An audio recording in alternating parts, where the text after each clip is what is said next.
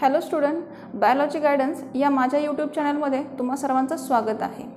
आज आपण पाहणार आहोत 12वीचा नवीन सिलेबस। 12वीच्या नवीन सिलेबसमध्ये पहिल्या चॅप्टरचं नाव आहे reproduction in lower and higher plants.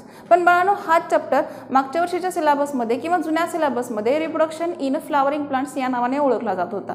पण आता थोडंसं कन्फ्युजन करून घेऊ नका की ह्या चॅप्टरचे नावं वेगळे आहेत म्हणजे कंटेंट पण वेगळे असतील, तर नाही, सिमिलर आतमधला सगळा कंटेंट सिमिलर आहे। ठीक आहे, तर चला पाहूया ह्या चॅप्टरमध्ये काय आहे।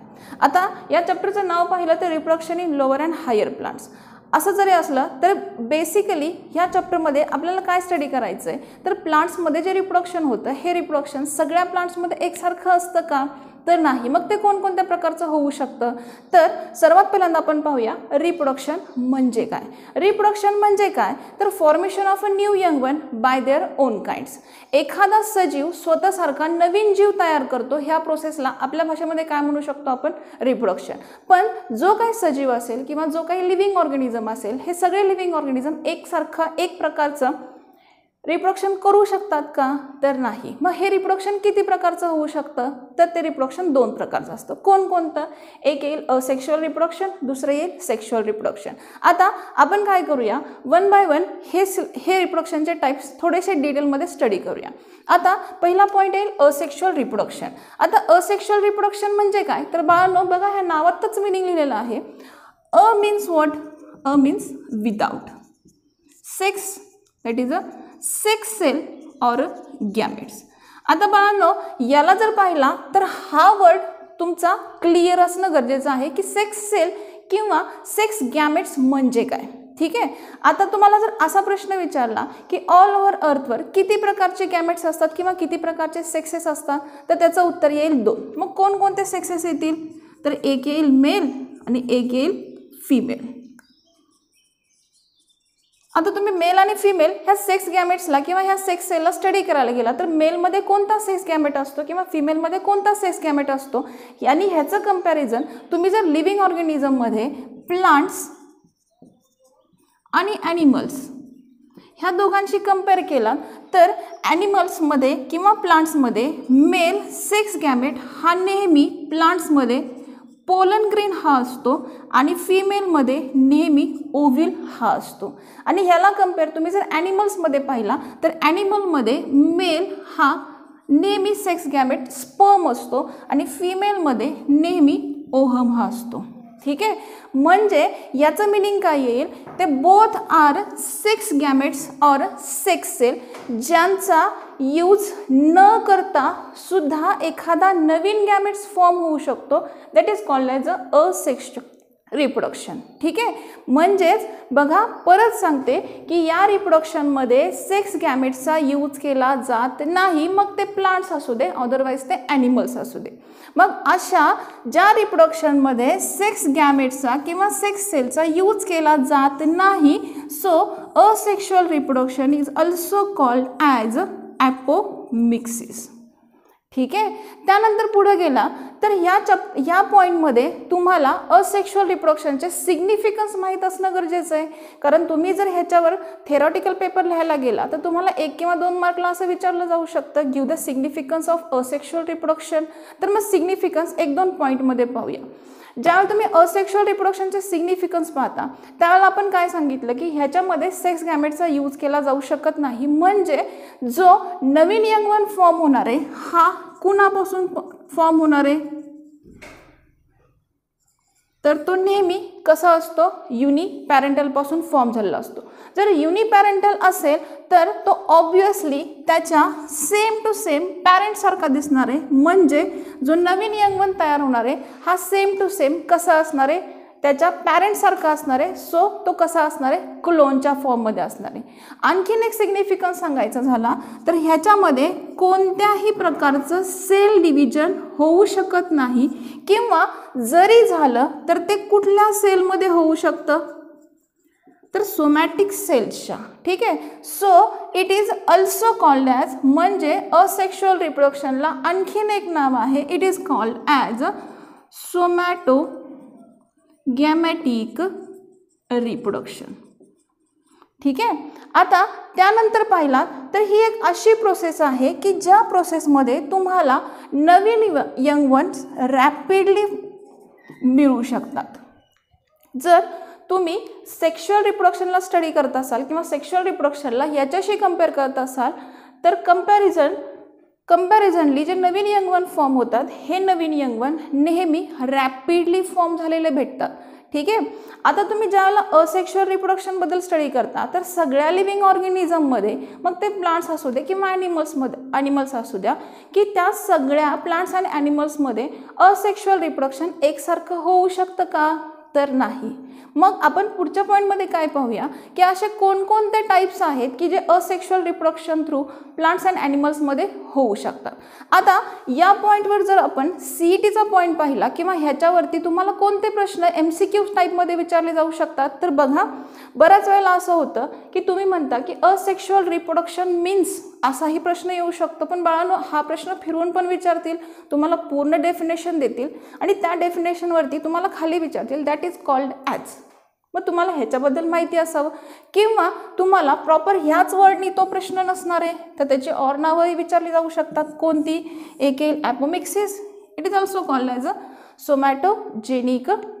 सोमॅटोगॅमेटिक रिप्रोडक्शन. ठीक आहे. जसं आपण आता पाहिलं की asexual reproduction is also called as apomixis, also called as a somatogenic reproduction. प्रत्येकाचं मिनिंग आपण पाहिलेलं आहे. आता बघूया असेक्शुअल रिप्रोडक्शन सगळ्या लिव्हिंग ऑर्गॅनिझममध्ये एकसारखं होऊ शकतं का? तर त्याचं उत्तर काय येणार आहे? नाही. का? कारण सगळे लिव्हिंग ऑर्गॅनिझम एकसारखे नसतात. मग असे सगळे लिव्हिंग ऑर्गॅनिझम दोन कॅटेगरीमध्ये डिवाइड करता येऊ शकतात. त्यातला पहिला पॉईंट येईल लोअर ऑर्गॅनिझम आणि दुसरा पॉईंट येईल हायर ऑर्गॅनिझम. ठीक आहे. त्यातला पहिला पॉईंट पाहिला आपण लोअर ऑर्गॅनिझम. तर लोअर ऑर्गॅनिझम म्हणजे कोण? तर असे की जे स्पेशली मायक्रो ऑर्गॅनिझम्स असतात. त्यामध्ये बॅक्टेरिया येऊ शकतात, फंजाई येऊ शकतात, एक्सेट्रा एक्सेट्रा. ठीक आहे. मग असे जे सगळे लोअर ऑर्गॅनिझम असतात हे सगळे एकसारखे असू शकतात का? तर नाही. मग ह्यांच्यामधलं रिप्रोडक्शन एकसारखं होऊ शकतं का? तर नाही. मग ते कोणकोणत्या टाईपने होऊ शकतं? तर आपण एक जस्ट टाईप काढलेले आहोत. ठीक आहे. आता त्यातला पहिला पॉईंट असेल फिशन. ठीक आहे. आता सगळ्याच लोअर ऑर्गॅनिझममध्ये फिशन टाईपने रिप्रोडक्शन होऊ शकतं का? नाही. मग फिशन म्हणजे काय? तर एक सिंगल जे युनिपॅरेंटल, जसं आपण मगाशी पाहिलं होतं असेक्शुअल रिप्रोडक्शनमध्ये शक्यतो कोण असतं तर एकच पॅरेंट यूज केला जातो. तिथे जो यंग वन तयार होतो तो सेम टू सेम त्याच्या पॅरेंटसारखा असतो. मग इथं ज्यावेळेला फिशन असं पाहता, फिशन म्हणजे काय तर a single cell is divided into 2 और नंबर ऑफ सेल्स. ठीक आहे. मग याचा एक सबटाईप दिलेला आहे बायनरी फिशन. बायनरी मला बघा नावातच मिनिंग लिहिलं आहे, बाय मीन्स व्हॉट? 2. बरोबर. म्हणजे इथं जी एक सिंगल सेल आहे ती सिंगल सेल किती नंबरमध्ये डिवाइड होऊ शकते तर 2. ठीक आहे. मग तुम्ही आता बऱ्यापैकी 5वीपासून शिकत आलेला आहात. ह्याचं नाव तर तुमच्या ओळखीचं आहे अमिबा. कुठेतरी अशी डायग्राम तुम्ही शिकलेलाच आहात की एक अमिबा 2 अनइक्वल सेलमध्ये किंवा इक्वल सेलमध्ये डिवाइड होऊ शकतो. That is also called as a binary fission. त्याच्या पुढे गेलात स्पोर्युलेशन. नावातच मिनिंग लिहिलेलं आहे. ह्याचं मिनिंग काय येणार? Formation of a number of spores. पण हे जे सगळे स्पोर्स फॉर्म होतात हे सगळे स्पोर्स एकसारखे असू शकतात का? तर नाही. का? कारण जे स्पोर्स फॉर्म होतात काही असतात ते नॉन मोटाईल असतात आणि काही असतात ते मोटाईल्स असतात. ठीक आहे. मग नॉन मोटाईल म्हणजे कसले? असे स्पोर्स की जे स्वतःहून मुवमेंट करू शकत नाहीत आणि मोटाईल्स म्हणजे कोण? असे की जे स्वतःहून मुवमेंट करू शकतात. मग जे नॉन मोटाईल्स असतात हे सगळ्यांमध्येच असतात का? तर नाही. मग हे फक्त कुणामध्ये सापडतात तर हे सापडतात फंजायमध्ये. ठीक आहे. आणि असे जे नॉन मोटाईल स्पोर्स फंजायमध्ये फॉर्म होतात तशा स्पोर्सला काय म्हणतात? Conidia. It's called as a conidia.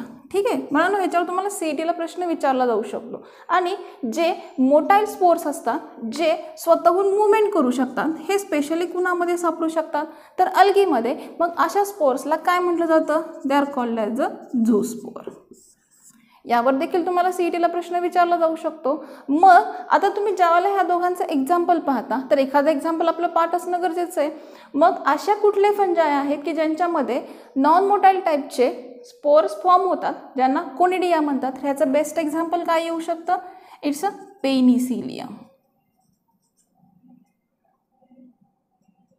It's a Penicillium. आणि मोटाईल स्पोर्स जे अल्गीमध्ये फॉर्म होतात ज्यांना झूस्पोर असं म्हणतात त्याचं बेस्ट एक्झाम्पल येऊ शकतं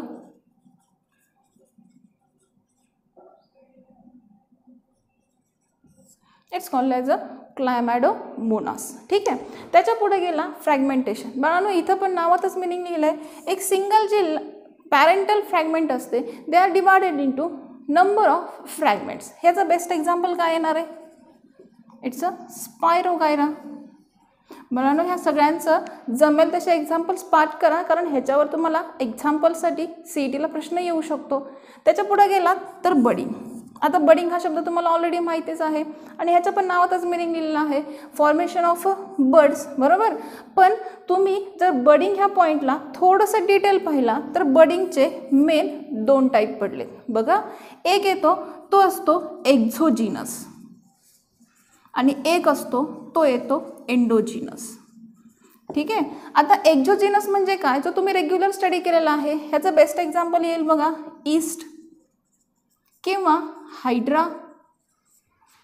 अशा लिव्हिंग ऑर्गॅनिझमवरती एक सिंगल सेल असते, ती नंबर ऑफ सेलमध्ये डिवाइड होते आणि ते form of bird like structure. Bird एक छोटासा कोंबासारखं स्ट्रक्चर तयार होतं आणि तो जो नवीन यंगवन तयार होतो तो बर्डच्या फॉर्ममध्ये अंडर फेवरेबल कंडिशन त्याच्या पॅरेंट्सपासून सेपरेट होतो आणि एक नवीन यंगवन फॉर्म होऊ शकतो. आता ह्याच्या अपोजिट तुम्ही एंडोजिनसकडे गेला तर एंडोजिनसच्या फॉर्ममध्ये जर बडिंग होत असेल तर it is also called as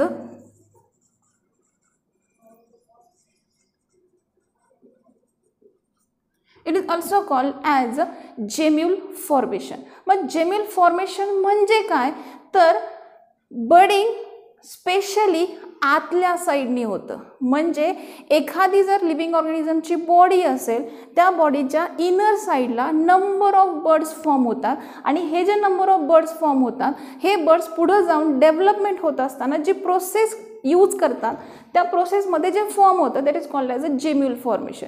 मग जेम्यूल म्हणजे काय, तर it is a consist of a number of group of cells. मग ज्या number of group of cells जेम्यूल्समध्ये असतात त्या नंबर ऑफ सेल्सला काय म्हटले, आर्किओसाइट्स. ठीक आहे. मग हे जे आर्किओसाइट्सचा जो ग्रुप असतो, म्हणजे बाळांनो ह्याची जर डायग्राम पाहिजे झाली तर असा ग्रुप असतो, ह्याच्यामध्ये नंबर ऑफ सेल्स असतात. ह्या नंबर ऑफ सेल्सला काय म्हणू शकतो आपण,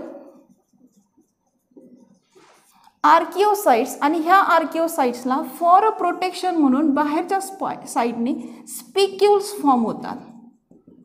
it's called as a spicules. आणि हे स्पिक्युल्स काय करतात, ह्या आर्किओसाइट्सचं प्रोटेक्शन करतात. After the development of archaeocytes म्हणजे अंडर फेवरेबल कंडिशन ह्या ज्या सेंटरच्या सेल असतात ह्या डेव्हलप झाल्या की ह्या इथल्या पार्टमधून बाहेर येतात आणि एक नवीन बर्ड फॉर्म करतात that is called as the micropyle. त्या जिथून बाहेर येतात त्या पार्टला म्हटलंय मायक्रोपाईल. मग असं शक्यतो म्हणजे जेम्यूल फॉर्मेशन हे शक्यतो कोणत्या लिव्हिंग ऑर्गॅनिझममध्ये होऊ शकतं, तर फायलम पोरिफेरा. आता तुम्हाला हे तर माहीतच आहे, फायलम पोरिफेरामध्ये कोण येतं, तर असे लिव्हिंग ऑर्गॅनिझम की ज्यांचा सेल ॲग्रिगेट बॉडी प्लॅन असतो. म्हणजे तुम्हाला तर माहीतच आहे की अशा म्हणजे जे फायलम पोरिफेरामध्ये येतात त्या लिव्हिंग ऑर्गॅनिझमच्या सेलमध्ये नर्वस कोऑर्डिनेशन कधीही नसतं. म्हणजे जेम्यूल फॉर्मेशन स्पेशली कुठल्या लिव्हिंग ऑर्गॅनिझममध्ये येऊ शकतं, म्हणजे याचं एक्झाम्पल काय येईल, स्पॉन्जेस येऊ शकतं. ठीक आहे. हे झाले असेक्शुअल रिप्रोडक्शनचे लोअर ऑर्गॅनिझममधले टाईप. कोणकोणते पाहिले आपण, पहिला येईल बायनरी फिशन, दुसरा येईल स्पोरियुलेशन, तिसरा येईल फ्रॅगमेंटेशन, चौथा येईल बडिंग आणि बडिंगमध्ये लास्ट पॉईंट कुठला येईल तर जेम्यूल फॉर्मेशन. ठीक आहे. आता CETला जर ह्याच्यावर कुठले प्रश्न पडणार आहेत हे जर पाहिलं तर बाळांनो प्रत्येक टाईपचा तुम्हाला एक्झाम्पल पार्ट असणं फार गरजेचं आहे. ह्याच्यावर तुम्हाला 100% MCQला क्वेश्चन पडतातच. आता पाहूया हायर ऑर्गॅनिझममधलं कुठल्या टाईपनी असेक्शुअल रिप्रोडक्शन होऊ शकतं. आता हायर ऑर्गॅनिझम आणि लोअर ऑर्गॅनिझमला जर कम्पेअर केलं तर हायर ऑर्गॅनिझममध्ये कोणकोणते ऑर्गॅनिझम्स येतात तर प्लांट्स अँड ॲनिमल्स. पण आपण स्टडी करतोय reproduction in lower and higher plants. So आपण हायर ऑर्गॅनिझममध्ये स्पेशली कुणामधलं पाहणार आहोत तर प्लांट्समधलं असेक्शुअल रिप्रोडक्शन. मग तुम्ही ज्या वेळेला प्लांट्समधलं असेक्शुअल रिप्रोडक्शन स्टडी करता त्यावेळेला ते 2 टाईपनी असतं. दोन टाईपनी होऊ शकतं. एक आहे अगॅमोस्पर्मी आणि दुसरं आहे व्हेजिटेटिव्ह प्रोपगेशन.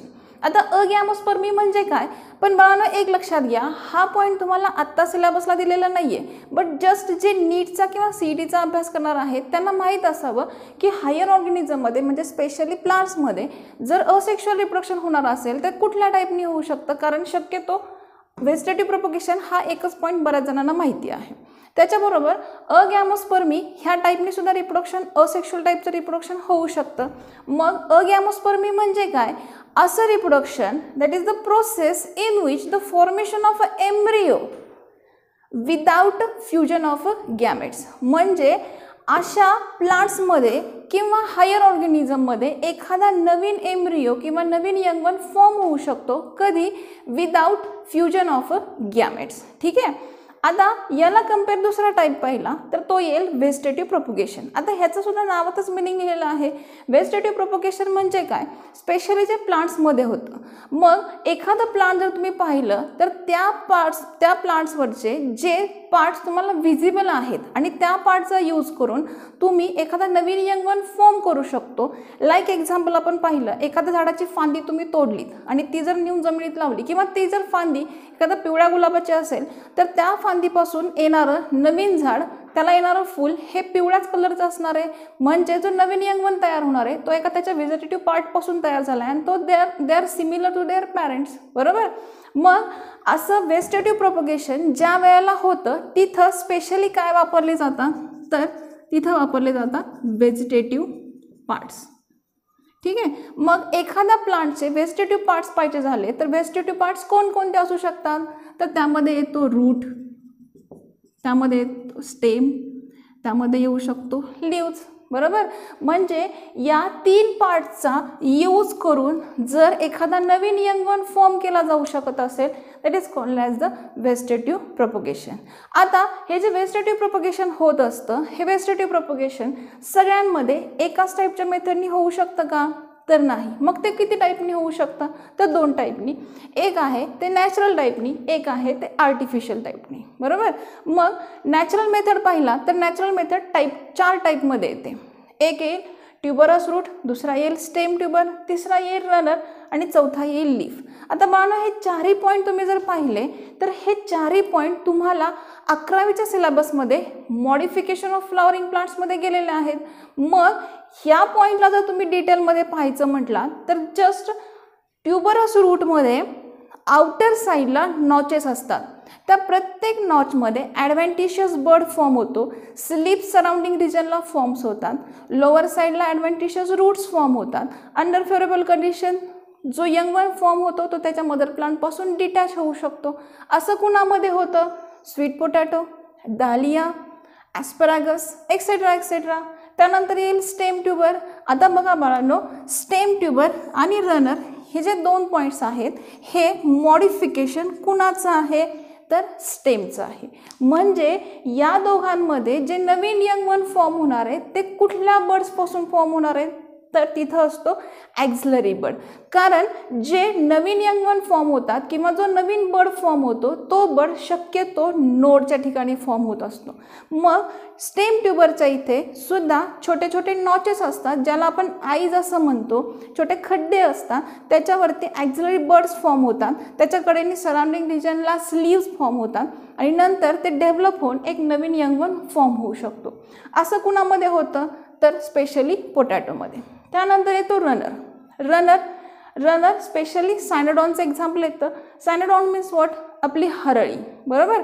मग रनरमध्ये काय होतं, तर जो नोडच्या साईडला नियर टू सॉईल सरफेस जो ॲक्झिलरी बर्ड असतो, हा ॲक्झिलरी बर्ड डेव्हलप होतो आणि डेव्हलप होऊन त्याच्यापासून एक वायर ग्रीन कलरचं स्ट्रक्चर फॉर्म होतं, ज्याच्यावरती नोड्स आणि इंटरनोड्स असतात. ते जे वायर लाईक स्ट्रक्चर असतं ते एका पर्टिक्युलर डिस्टन्सला ट्रॅव्हलिंग केल्यानंतर वरच्या साईडला जमिनीच्या अपर साईडला ॲक्झिलरी बर्ड फॉर्म करतं आणि लोअर साईडला ॲडव्हेंटिशियस रूट्स फॉर्म करतं आणि त्याच्यापासून एक नवीन यंगवन तयार होतो. एका पर्टिक्युलर फेवरेबल कंडिशनमध्ये तो त्याच्या मदर प्लांटपासून डिटॅच होतो आणि एक नवीन प्लांट फॉर्म करतो. त्याचं एक्झाम्पल होतं सायनोडॉन. त्यानंतर लास्ट पॉईंट येतो लीफ. आता लीफमध्ये असं कोणतं लीफ आहे की जे जमिनीत लावल्यानंतर नवीन झाड फॉर्म होऊ शकतं? तर मला एक बेस्ट एक्झाम्पल ह्याचं येईल पानफुटी, बरोबर, किंवा ब्रह्मकमळ. आता पानफुटीला जर आपण इंग्लिशमध्ये पाहिलं किंवा बॉटॅनिकल भाषेमध्ये पाहिलं तर पानफुटीला काय म्हटलं जातं? ब्रायोफायलम. जर तुम्ही त्या झाडाला व्यवस्थित पाहिलं असेल, ब्रायोफायलमची लीफ जर व्यवस्थित पाहिलं असेल तर थोडंसं जाडसर असतं, that is called as a succulent. आणि त्याची जर मार्जिन पाहिली तर ही मार्जिन नेहमी नॉच्ड असते. म्हणजे डायग्रामॅटिक पाहिला तर ती कशी असणार आहे? नॉच्ड इन स्ट्रक्चर असते. आणि अशा नॉचेसला प्रत्येक वेळेला व्हेनचा सपोर्ट असतो, बरोबर. आणि अशा नॉचेसमध्ये नेहमी ॲडव्हेंटिशियस बर्ड्स फॉर्म होतात. आफ्टर फेवरेबल कंडिशनमध्ये लोअर साईडला ह्याला ॲडव्हेंटिशियस रूट्स फॉर्म होतात आणि नंतर हा जो यंग वन असतो हा त्याच्या मदर प्लांटपासून डिटॅच होतो आणि एक नवीन प्लांट फॉर्म करू शकतो. आता हे जे 4 पॉईंट पाहिले जे नॅचरल मेथडने डेव्हलप होऊ शकतात, तर मला पेपरला या 4ही पॉईंटवर तुम्हाला CETला क्वेश्चन विचारले तर एकतर एक्झाम्पल विचारतील, बरोबर, नसेल तर कुठल्या टाईपचे बर्ड फॉर्म होऊ शकतात असं विचारतील, किंवा हे कशाचं मॉडिफिकेशन आहे असंही विचारलं जाऊ शकतं. पण जर तुम्ही थेरॉटिकल सिलेबस पाहत असाल तर आत्ताच्या सिलेबसमध्ये नॅचरल मेथडवरती कुठलाही पॉईंट एक्सप्लेन केलेला नाही.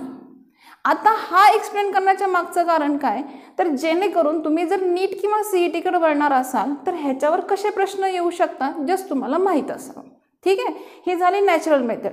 त्यानंतर पुढचा पॉईंट येईल आर्टिफिशियल मेथड.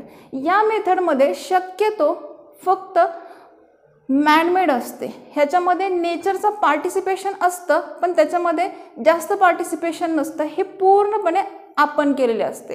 मग आर्टिफिशियल मेथडमध्ये किती टाईप्स येऊ शकतात, तर 3 आहेत. एक आहे कटिंग, ग्राफ्टिंग आणि टिश्यू कल्चर. ठीक आहे, चला आता पाहूया असेक्शुअल रिप्रोडक्शन आर्टिफिशियल मेथडमध्ये. ठीक आहे, मग आर्टिफिशियल मेथड आताच्या सिलेबसला थेरॉटिकली पाहिला तर त्या 3 टाईपमध्ये डिवाइड केल्या आहेत. एक येईल कटिंग, दुसरा येईल बडिंग आणि तिसरा येईल टिश्यू कल्चर. ठीक आहे, त्यातला पहिला पॉईंट असेल कटिंग. कटिंग वेस्टिटिव्ह पार्टच्या ऑल पार्टचं करता येऊ शकतं. ठीक आहे, म्हणून कटिंगचे 3 टाईपमध्ये तुम्हाला दिलेले आहेत. एक असेल रूट कटिंग, स्टेम कटिंग आणि लीफ कटिंग. त्यातल्या त्यात शॉर्ट नोटला जर प्रश्न विचारला तर तो शक्यतो कशावर असेल, तर स्टेम कटिंगवरती. आता याच्याबद्दल जर विचारलं तर तुम्हाला ह्याच्याबद्दल एखादं वाक्य तर लिहिता आलं पाहिजे. मग इथं लिहिणं काय महत्त्वाचं आहे, तर तुम्हाला असं सांगता आलं पाहिजे की अ part of plant which is selected with 1 or more birds for propagation. This part is called as a stem cutting. ठीक आहे, मग असं एक छोटीशी फांदी की जी फांदी तुम्ही कट करून काय करू शकता, नवीन झाड तयार करू शकता. मग त्याचप्रमाणे तुम्ही त्या झाडाचे रूटचं पण करू शकता आणि लीफचं पण करू शकता. ठीक आहे, याच्या पुढचा पॉईंट पाहिला तर ग्राफ्टिंग. ग्राफ्टिंग म्हणजे काय, मराठीमध्ये कलम करणं. आता तुम्हाला तर माहितीच आहे ग्राफ्टिंग म्हणजे काय, तर 2 वेगवेगळी झाडं एकत्र करणं आणि एक नवीन झाड तयार करणं. आता ग्राफ्टिंग जर पाहत असाल तर ग्राफ्टिंगमध्ये 2 बेस असावे लागतात, ज्याला पहिला स्टॉक असं म्हणतात आणि दुसऱ्याला सायन असं म्हटलं जातं. ठीक आहे, आता स्टॉक म्हणजे कोण, असं प्लांट की ज्या प्लांटला रूट असले पाहिजेत, बरोबर. म्हणजे तुम्हाला जर MCQला क्वेश्चन विचारला गेला की स्टॉक मीन्स, तर त्याची डेफिनेशन काय येणार आहे, stock means a rooted plant, बरोबर. आणि अशा स्टॉकवरती तुम्हाला काय करायचं, एक छोटीशी झाडाची फांदी इन्सर्ट करायची, बरोबर. आता असं तर होऊ शकत नाही की हे एक झाड आहे आणि हे दुसरं झाड आहे की जे झाड उचलून तुम्ही ह्याच्यावर उलटं करणार आहात, नाही. म्हणजे तुम्हाला काय करावं लागेल की दुसरं जे झाड आहे त्या झाडाचा एक अर्धा भाग किंवा एक छोटीशी फांदी काय करावी लागेल, कट करून घ्यावी लागेल, बरोबर. आणि ती अशी फांदी असेल की जिच्यावरती बर्ड्स असले पाहिजे. ठीक आहे, अशा त्या पार्टला काय म्हणणार तुम्ही, सायन म्हणणार किंवा सियॉन असं सुद्धा म्हणू शकता. मग असा सायन तुम्हाला काय करायचं आहे, स्टॉकवरती इन्सर्ट करायचं आहे. म्हणजे बघा सायनची डेफिनेशन काय येणार, it is a part of plant which inserted on a stock. ठीक आहे, म्हणजे तुम्ही जर ग्राफ्टिंगबद्दल स्टडी करत असाल तर ग्राफ्टिंगमध्ये महत्त्वाच्या 2 डेफिनेशन्स आहेत. त्यातली पहिली येते स्टॉक आणि दुसरी येते सायन. मग दोघांचे डेफिनेशन कशा असतील तर stock means a rooted plant आणि scion means a part of a plant which are inserted on a stock. मग स्टॉक आणि सायन या दोघांना जर एकत्र केलं तर एकत्र केल्यानंतर जो भाग तयार होईल that is called as the grafting. ठीक आहे. मग स्टॉकवरती सायनचा पार्ट बसवणार असेल तर स्टॉकवरचे बर्ड्स तुम्हाला रिमूव्ह करावे लागतात, पण सायनवरचे बर्ड रिमूव्ह करता येऊ शकत नाही. असं स्टॉक आणि सायन एका पर्टिक्युलर प्लास्टिक टेपने तुम्हाला काय करावं लागतं, त्याला बांधून ठेवावं लागतं. आता इथं जर तुम्हाला 1 मार्कला क्वेश्चन विचारला तर बाळांनो असा विचारला जाऊ शकतो की ग्राफ्टिंग सगळ्या प्लांट्समध्ये करता येऊ शकतं का, तर नाही. मग ग्राफ्टिंग कुणामध्ये करता येऊ शकत नाही, तर मोनोकॉट प्लांट्समध्ये. मग तुम्हाला 1 मार्कला प्रश्न विचारला जाऊ शकतो की मोनोकॉट प्लांट्समध्ये ग्राफ्टिंग का केलं जात नाही, तर त्याचं उत्तर काय असेल तर मोनोकॉटमध्ये वेल डेव्हलप्ड असा कॅम्बियम प्रेझेंट नसतो. ठीक आहे. आता पुढे गेला तर ग्राफ्टिंग कुठल्या प्लांट्समध्ये करता येऊ शकतं. आता आपण असं केलं, एक आंबा घेतला आणि एक चिकू घेतला. समजा हे आंब्याचं झाड आहे आणि चिक्कूचं झाड आहे, ह्या दोघांना तुम्ही एकत्र केला तर त्याच्यापासून नवीन झाड तयार होऊ शकेल का, तर नाही. म्हणजे ग्राफ्टिंग करण्यासाठी तुम्हाला एका जिनसचे बट डिफरंट स्पीसीज असल्या तरीही चालू शकतात. म्हणजे ग्राफ्टिंग हे स्पेशली सेम जिनस आणि डिफरंट स्पीसीजच्या प्लांट्समध्ये होऊ शकतं आणि अशा ग्राफ्टिंगमुळं तुम्हाला नंबर ऑफ हायब्रिड व्हरायटीज मिळू शकतात. ठीक आहे. मग तुम्हाला थेरॉटिकल ह्याच्यावर प्रश्न पडला तर काय येईल, right a short note on grafting. त्या ग्राफ्टिंगमध्ये तुम्हाला ह्या दोघांची डेफिनेशन लिहिणं गरजेचं आहे आणि ह्याचा सिग्निफिकन्स लिहावा लागेल. ठीक आहे. आता राहिला तिसरा point, tissue culture. Tissue culture म्हणजे काय, बघा बाळांनो, tissue means what, a group of cell, बरोबर, आणि culture means what, it's a development, बरोबर. म्हणजे एका ग्रुप ऑफ सेलची तुम्हाला डेव्हलपमेंट करून एक नवीन प्लांट फॉर्म करायचं आहे, बरोबर. आता या टिश्यू कल्चरच्या अंडर सध्या मायक्रो प्रोपगेशन या मेथडनी आर्टिफिशियली नवीन प्लांट्स फॉर्म केले जाऊ शकतात. ठीक आहे. मग मायक्रो प्रोपगेशन म्हणजे काय, तर अशा एक सेलचा बंच की जो डेव्हलप केला जातो, पण कसा, तर under favourable condition, that is called as the micro propagation. ठीक आहे. आता ह्याच्याबद्दल आपण पुढच्या चॅप्टरमध्ये नंतर डिटेल पाहणारच आहोत. आत्ताच्या ह्या चॅप्टरमध्ये, आत्ताच्या ह्या पॉईंटमध्ये आपण काय स्टडी केलं, तर रिप्रोडक्शनचे मेन 2 टाईप्स आहेत. म्हणजे बाळांनो हा जो पॉईंट आहे आपला इथे टिश्यू कल्चर किंवा मायक्रो प्रोपगेशनच्या इथं संपतोय. मग एक रिव्हिजन पाहूया. रिव्हिजनमध्ये काय पाहिलं आपण, ह्या चॅप्टरचं इंट्रोडक्शन पाहिलं. इंट्रोडक्शनमध्ये आपण रिप्रोडक्शन म्हणजे काय पाहिलं, रिप्रोडक्शनचे 2 टाईप्स पाहिले, असेक्शुअल रिप्रोडक्शन, सेक्शुअल रिप्रोडक्शन. आपण त्यामध्ये असेक्शुअल रिप्रोडक्शनचे सगळ्या लिव्हिंग ऑर्गॅनिझममध्ये एकसारखं होऊ शकत नाही का, कारण सगळे लिव्हिंग ऑर्गॅनिझम 2 पार्टमध्ये डिवाइड केलेत, एक लोअर ऑर्गॅनिझम आणि हायर ऑर्गॅनिझम. मग लोअर ऑर्गॅनिझममध्ये कुठल्या टाईपचं असेक्शुअल रिप्रोडक्शन होऊ शकतं, तर बायनरी फिशन आहे, फ्रॅगमेंटेशन आहे, स्पोर्युलेशन आहे, बडिंग आहे, एक्सेट्रा एक्सेट्रा. त्यानंतर पाहिलं आपण हायर ऑर्गॅनिझममधलं हायर ऑर्गॅनिझममधलं असेक्शुअल रिप्रोडक्शन. हायर ऑर्गॅनिझममध्ये 2 प्रकारचं असेक्शुअल रिप्रोडक्शन होऊ शकतं, एक अगॅमोस्पर्मी आणि एक वेजिटेटिव्ह प्रोपगेशन. अगॅमोस्पर्मी म्हणजे पण काय पाहिलं, आणि वेजिटेटिव्ह प्रोपगेशन हे सगळ्या लिव्हिंग ऑर्गॅनिझममध्ये एकसारखं होऊ शकत नाही. मग ते किती टाईपमध्ये होतं, 2 टाईपमध्ये, एक आहे नॅचरल मेथड आणि एक आहे आर्टिफिशियल मेथड. नॅचरल मेथडमध्ये परत 4 टाईपचे मॉडिफिकेशन पाहिले, ट्युबरस रूट, स्टेम ट्युबर, रनर आणि लीफ. आणि त्याच्या अपोजिट पाहिलं आपण आर्टिफिशियल मेथड. आर्टिफिशियल मेथडमध्ये पण तुम्हाला 3 टाईप स्टडी केले, कटिंग, ग्राफ्टिंग आणि टिश्यू कल्चर. कटिंगमध्ये स्पेशली कुठलं पाहिलं, स्टेम कटिंग. ग्राफ्टिंगमध्ये 2 डेफिनेशन महत्त्वाचे आहेत, एक स्टॉकचे आहे आणि एक सायनचे आहे. आणि टिश्यू कल्चरमध्ये सध्या कुठली मेथड वापरली जाते, तर मायक्रो प्रोपगेशन. थँक्यू.